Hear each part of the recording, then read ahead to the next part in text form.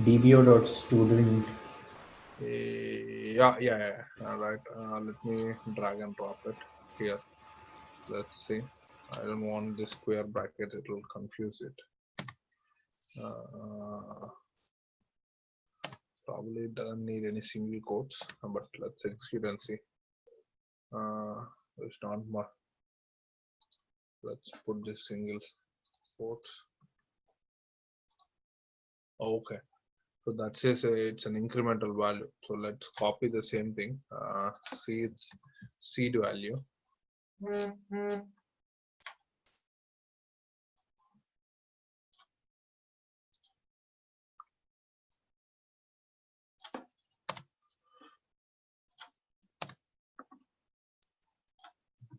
Okay, that's working.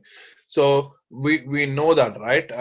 Basically, when you define the table itself, you give 1, 1 or something like that when you define the table, right?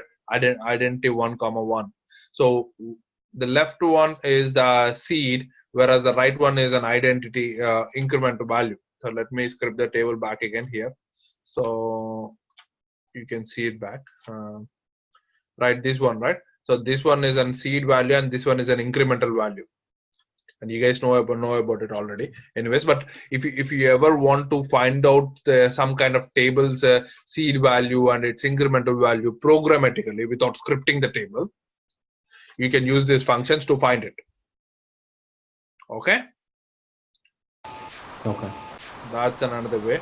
You also have this some kind of system variable.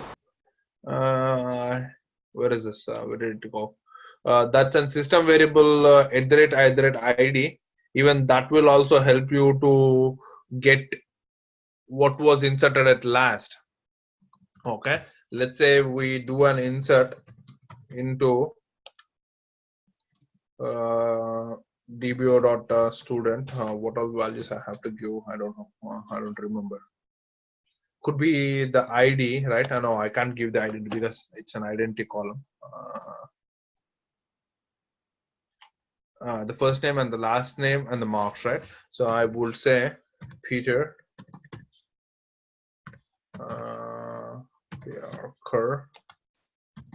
Parker, and then his marks is 99. So if I try to do this and I will try to print an identity, scope identity, it works similar to scope identity. If I go ahead and try to insert and run this in current syntax, okay, because I didn't put the values here. It says 2. We know that we truncated the table last night, so it could be the second row it has inserted. So let's see.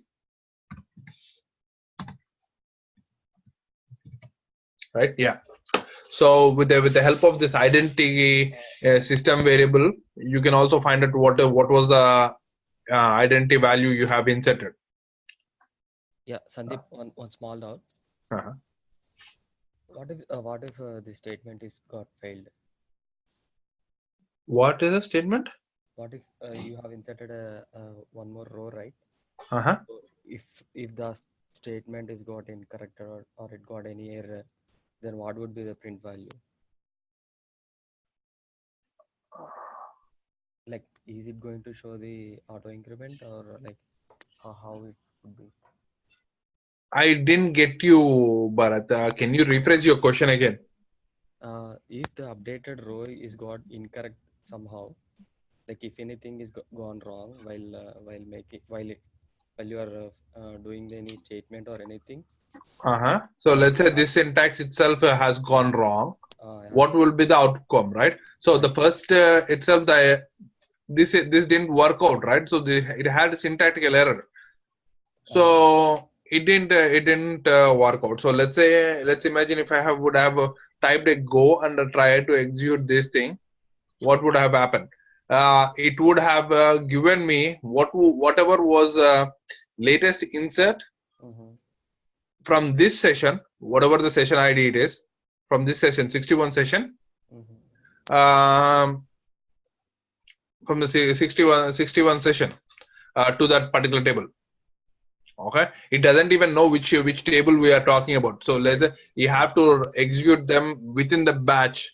Okay, within the go statement itself, you have to execute so that you know that is from that particular table itself. Okay. Okay, Yeah. if you do it later on down in session somewhere, if you have executed a couple of other student tables or marks tables or employee tables or something like that, then you would be in mess. Yeah. Yes. Right, so you have to be sure about it. Okay. I'll try that. Okay, yeah, please do that, okay. Those are the functions. I'm still waiting on Dheeraj bhai. He just replied me, he's gonna join. Okay, looks like he's on phone call. Okay, I didn't say it's gonna be 8:30, right? Did I say that by any chance? No. Only for yesterday that was. Okay. So then then it's okay. Yeah. Then it is a case. We'll start talking about the stuff. Then if I can talk to him later on if he needs me to talk the session. Okay. Yeah.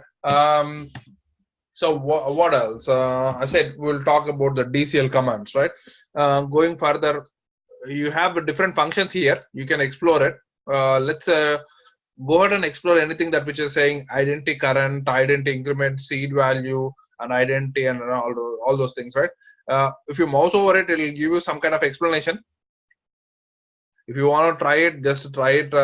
Look what exactly it is asking as an input parameter. If you click it, double clicks, and all those things, it'll say what input it is giving and what output it's going to give you and all those things. Okay, you can Google about those things too. That's another way to know much more detail and better way. Okay, so kindly do that, so that will also encourage you to be a little bit investigative, and you can ask me as many questions if I forgot something. I don't really go into one by one of those functions. While I get encounter teaching you something, I'll tell you, but other than that, you have to go through these functions. Okay, there are a bunch of it. Okay, yeah, but that would be later in next day before tomorrow's class. Okay, day after tomorrow's class. That's the right way to put it. Okay, let's talk about the DCL commands. Okay, data control language, that is a third part of T-SQL. Okay, as we said before. So in here we have two commands, that which is grant and deny. Okay, those are the two commands you have in here. So what will you do with the grant and revoke? Let's say this is my server and I have a login called Sai. Okay, let me change his password. I don't remember his password, so I'll change his password to some random number. Okay, and I know he is a public at server level, and at a database level, our AdventureWorks database. Okay, he is a data reader. Okay, that means he can read the data from all the tables. Okay, that's good. Instead of this table, we'll give him our own database and make him data reader in there, and I'll say okay. So now I'm gonna go here and connect as Sai, same server, SQL authentication. I'll use Sai's login and I'll connect it here. Okay, I did connect. Now if I open my databases, I can see all the databases, but if let's say if I want to open anything, it says you don't have access, right? So let me open our own database, December 27th one. Okay, I can see all the tables. Okay, that's good. Let me see if I can select any information.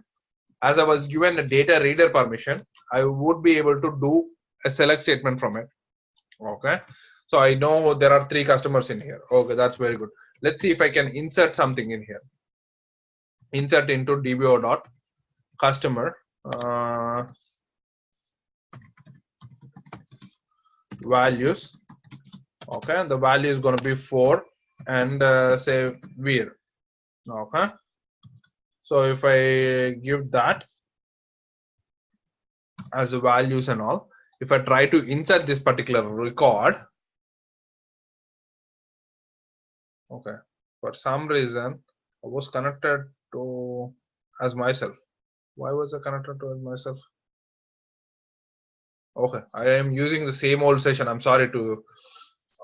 Okay, if I go connect here, I have to click a new query. That's when it is connected as site. Okay, you can verify it down in here, right? It says connected as site. Give me a second. Soumya, dad phone.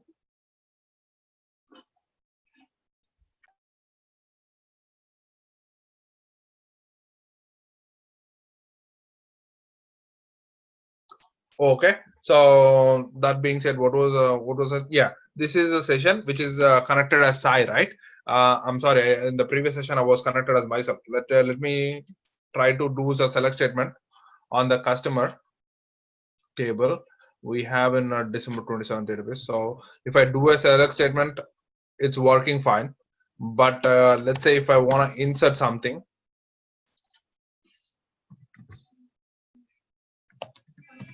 okay, if I go ahead and try to insert something, it says that the insert permission has failed, right? There is no insert. So with the help of a grant, how can I give him an insert permission? Let me do that. Okay. If I go to my own session where I am administrator, I have superpowers on all the databases, right? So I'm gonna give him grant insert to on dbo.customer to what was his username? His username was Sai, right? Let me find him. Yeah, Sai. Okay. For Sai, if I go ahead and execute it as myself, give him permission. Now, if I go and try to insert something, it'll be fine. He can insert it. Okay. So look, it has gone through it. So, but let's say if I want to delete some row,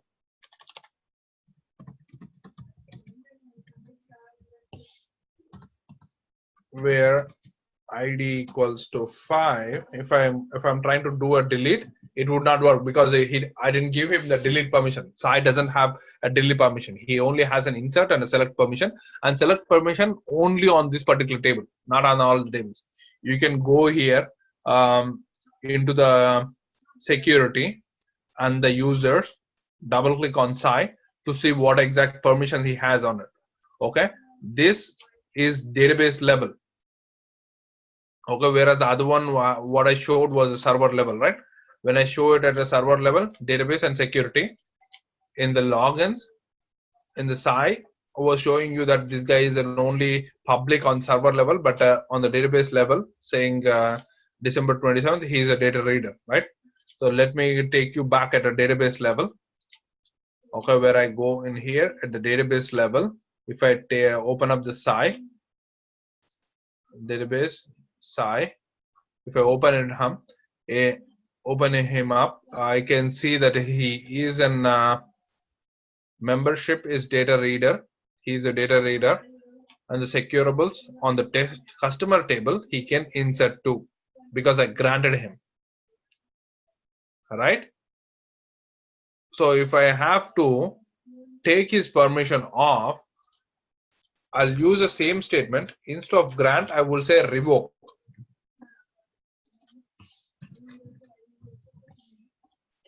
If I execute this one, his permission will be gone. Now if I try to insert this same record,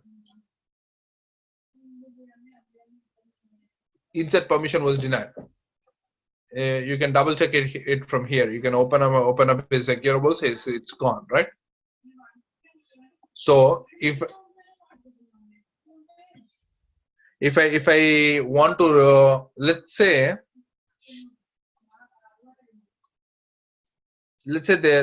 he now he got promoted and he needs to be writing into all tables. Okay, Okay, so what I'm going to do is I'm going to say give him write permission on all the tables of this particular from here. Okay, once I say write, he can write on all the tables, right?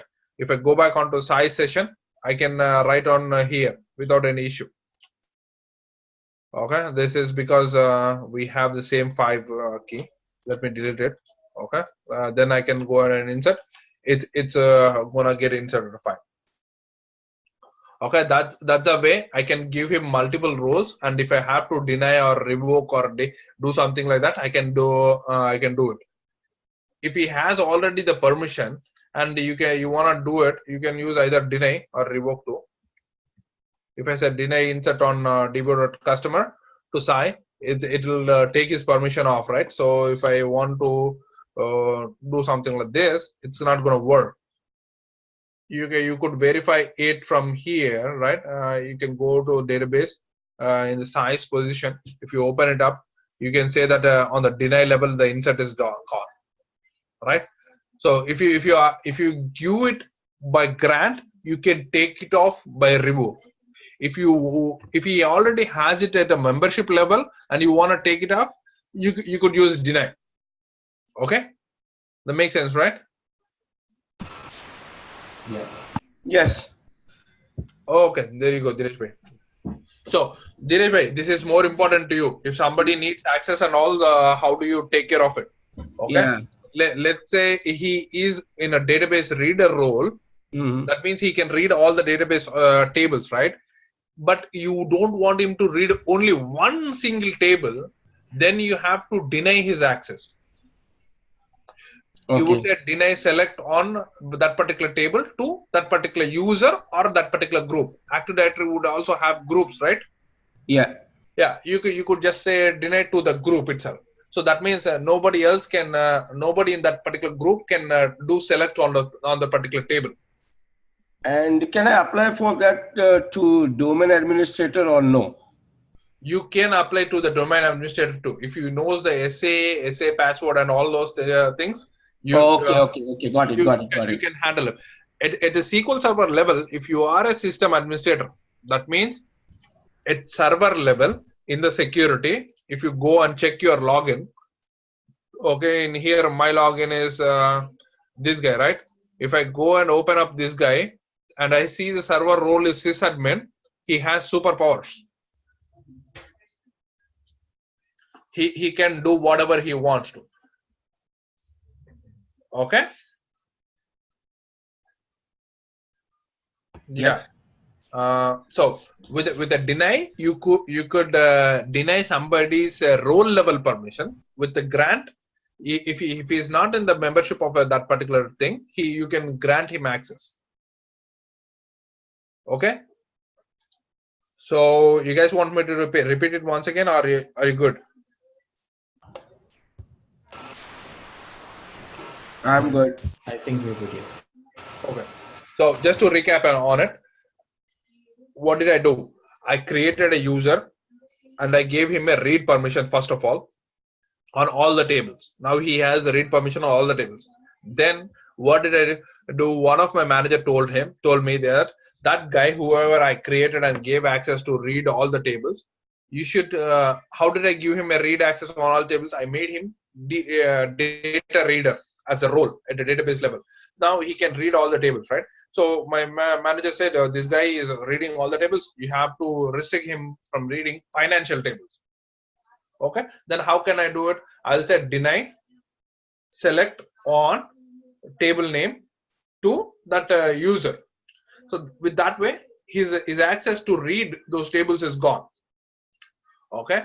But then again, my manager came back saying, okay, he has read access on all the tables, but we took off from this financial table. That's very good.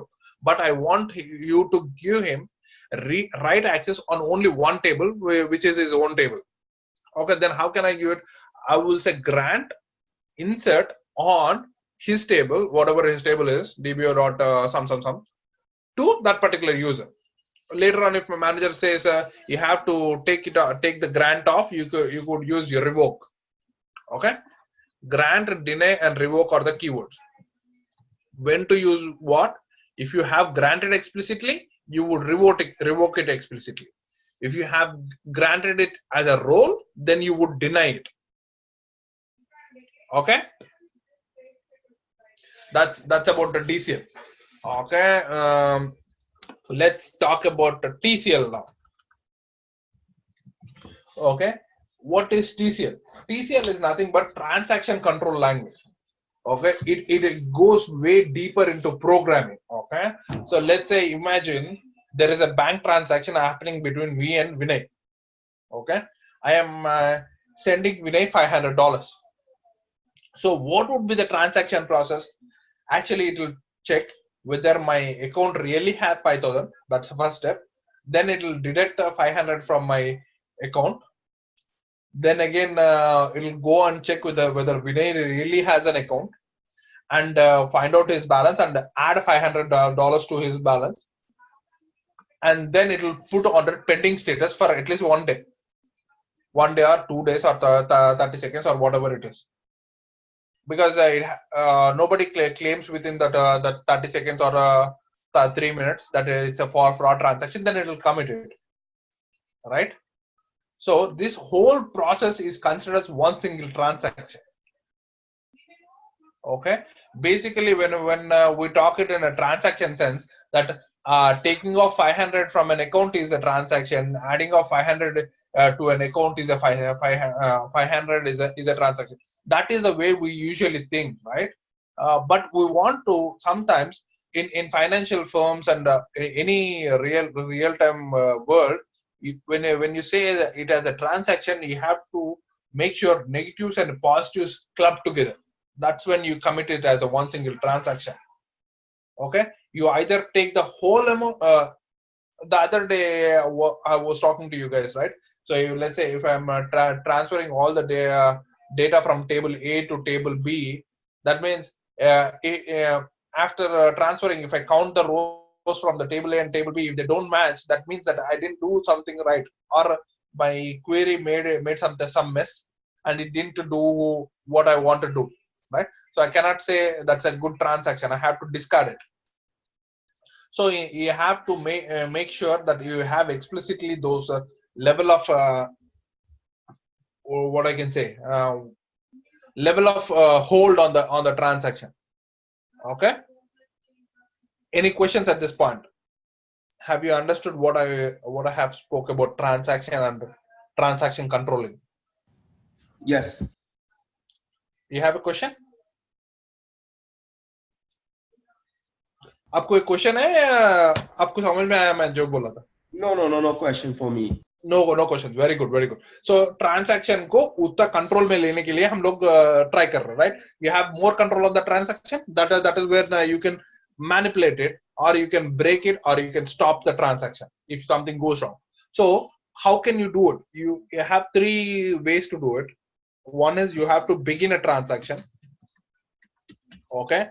If everything goes well, you can commit it. Okay. If something goes wrong, you can roll back it. Okay. So there is something called, which is an intermediate state. You can save the intermediate state using a save transaction.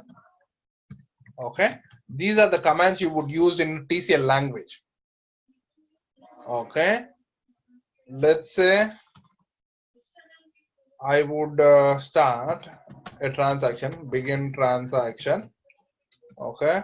And I'm saying insert into dbo.customer student table, or okay, student table. I would give values such as I don't know, say Sam33, and his last name is Horse. Okay, and his marks are 45. And then again, I would say delete. No. Okay, that's it. Again, the syntax is wrong. I have to put values here. Okay, if I go and execute this transaction, it says 1 row is affected. That means for real, we have to see that the student the DBO student has this row, right? So, but when I go ahead and try to see the table values, DBO.student from DBO.student, I cannot see anything because the table is on hold of this transaction, right? So until the transaction clears out, I cannot see anything or read anything from here. Either if I like this transaction, I have to go ahead and commit the transaction. Okay, if I go ahead and commit the transaction, then I would be able to see it from here. If I don't like the transaction, I can roll back it.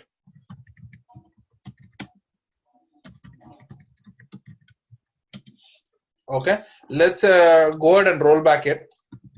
Okay, if I do a rollback, I do not see the transaction in here, right? That means the insert statement did not work. Okay, let me go ahead and again insert it using a begin transaction. Okay, and then again run it from here. I would not see anything because it's hold up. Okay, let me go here back in and commit it as transaction. If I commit it, then I will definitely see it. This is permanent. Okay, so that's how commit and rollback would work. Okay, let something come into your mind, such as, okay, why can't I really see when somebody is updating a record or somebody inserting a record? Why can't I really see? Okay, you cannot see it because SQL Server works in an isolation level. Okay, for that to understand, you have to know what is an isolation level. Okay, this is a little bit broader topic. Hold me off if you don't understand it. Okay, so if I do some change to a table row, you should be only able to see it once the row modification is done. Okay, that kind of isolation is called read committed isolation. Okay, that means other user will only read committed data. Non-committed data he cannot read, because non-committed data can make mistakes, right? Like, let's say if I transfer 5 million to Vinay, and I thought, oh my god, I should have not have done 5 million. It should be only 50,000. Instead, I put one more zero in there, right? So I have to take it off, right? So that's a dirty read.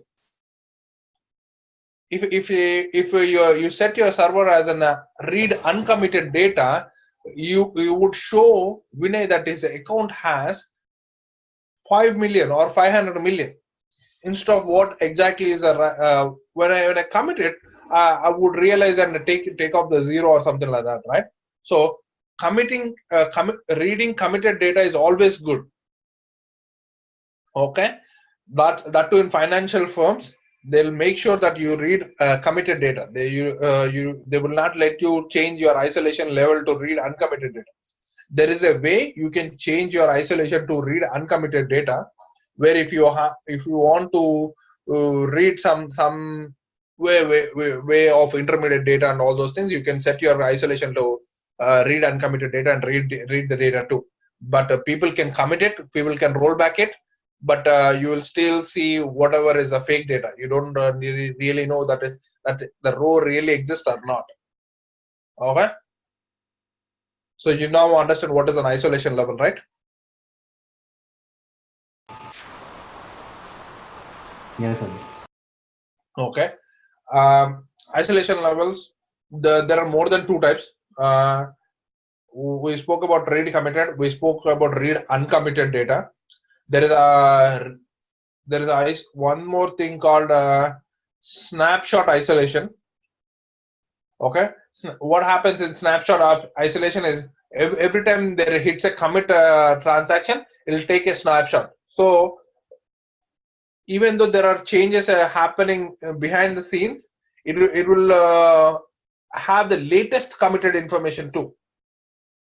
Before you run the query and between you run the query and before the server response, if there are some commits that cannot be really captured by read committed, will be captured in snapshot isolation. Okay, but that is not at all a good practice to do it. If you have to change the isolation levels, there will be a lot of complications. It's better to leave it at read committed. Okay. So that is the way you if you have to read an uncommitted data, you would set your isolation level to read uncommitted. Okay, but coming back to our topic, where you control the transaction itself, right? So you made an insert and you didn't like it, so you used rollback. Whereas you liked it, you use a commit transaction.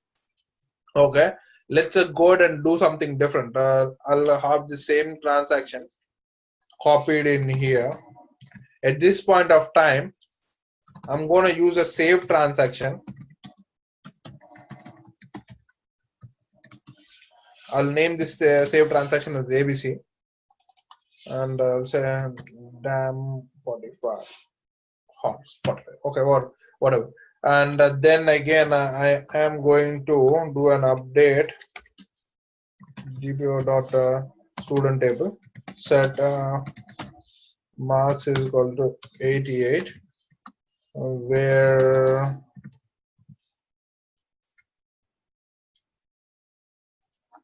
first underscore name equals to dam 45. Okay, so I'll begin the transaction, then I'm gonna insert this row. I'll save the transaction to certain point, and then I'm gonna do an update to the same row or whatever row it is. Okay, let's run it. So now it has done two things. One is inserting the record, and second thing is it has updated record. So let's use read uncommitted isolation and try to find it, find the changes. So let's say set isolation level read uncommitted. Okay, there you go. How would I do it? There you go. Set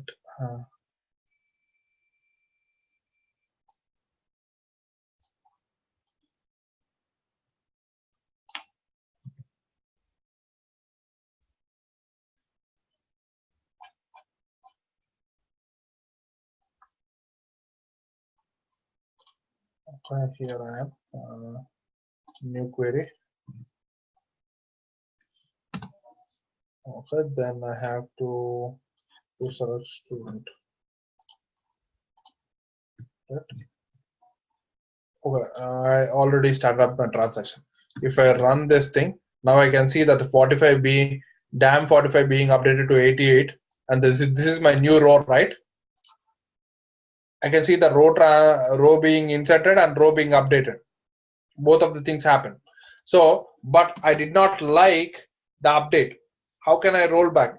I'll say a rollback transaction ABC. If I say that and run it, I can roll back until this point.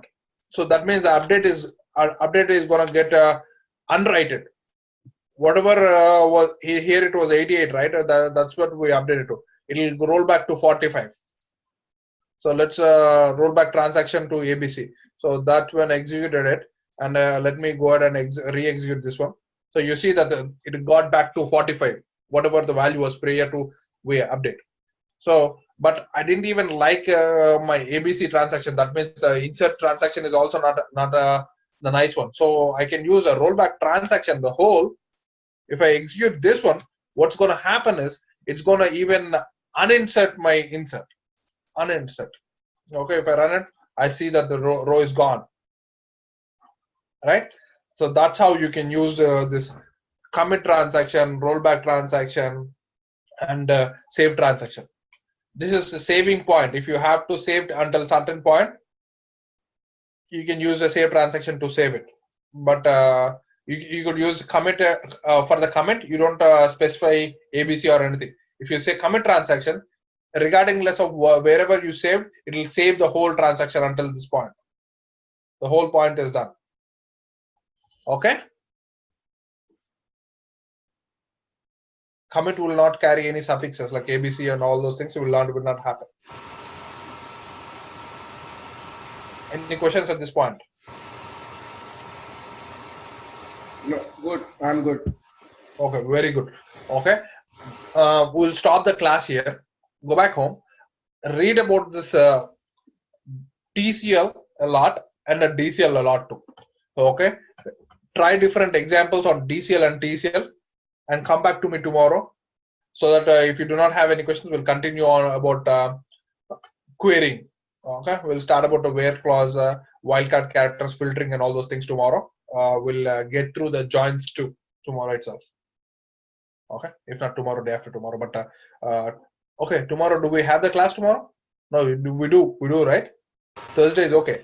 Yeah. Yeah. Thursday is okay. Yes. So let's meet tomorrow then. Okay. Okay. Bye. Good night. Yeah. Good night.